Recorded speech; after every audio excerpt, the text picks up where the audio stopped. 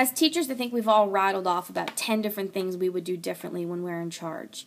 But as a leader, I think that it's your job to create a vision for a school that can actually work. When thinking about my own vision for a school, I've incorporated both my experience at the suburban and urban levels, and I think it's given me this really unique sort of vision. The first thing that I think we need to address in our schools is the level of rigor and expectations. I think a lot of times our kids are bored. We don't challenge them enough. We don't give them meaningful learning activities. I think school sometimes becomes this mix of worksheets and reading guides instead of a personalized learning approach or using real-world application activities in the classroom. And I think that if we can bring some of those elements back into our schools, instead of focusing so heavily on passing a test, I think eventually those test scores will begin to increase, and those tests will pass themselves. I think that we have to sort of reshift our focus in the actual classroom. I think the way to achieve that level of rigor and expectation is one, by investing in our teachers. We have a lot of great teachers in our city, and while some of them leave, many of them stay. I think we need to figure out who those great teachers are and tap into them.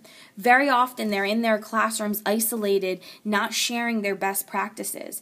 We need to use them as a resource for our new teachers, our teachers who are struggling in certain areas, or ones who have sort of leveled off. I think that many teachers that are teaching in city schools, for the most part, love their students and are happy to be there for them. But I think they don't feel very happy in their actual profession.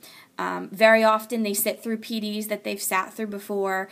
Very often they don't feel like the professional development experience is personalized at all. A first-year teacher should not probably be sitting in the same PD as a 10-year teacher.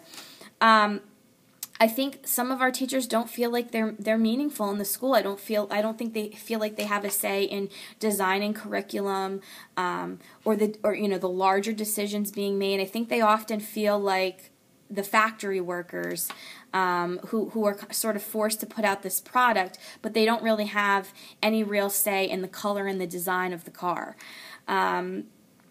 I think also our schools have to be at the heart of our community. There's so many great resources and leaders within our community that we don't tap into.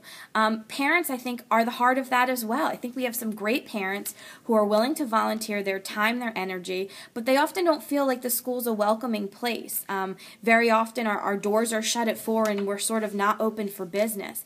I think the school has to be the central location within the community, and if it is, I think that people will be more invested. The parents themselves will help to buy into the rigor and expectations that the teachers are setting forth for their students, and ultimately, I think that the success will happen. But I'm not unrealistic. I don't think change is going to happen overnight, and I think that there will be some obstacles to overcome. I think obviously funding is a huge issue, not being able to be competitive with your suburban counterparts and offering those meaningful learning experiences. But I think that there's ways to get around it. And I think the first thing that we really need to do is create a different school culture where rigor and high expectations are at the forefront. I think if we do that, we're going to institute a sense of grit within our students who are going to want to take on any obstacle that comes their way. And I think the best way that we can help the school culture change is, of course, by investing in our teachers and using the school community as our biggest resource.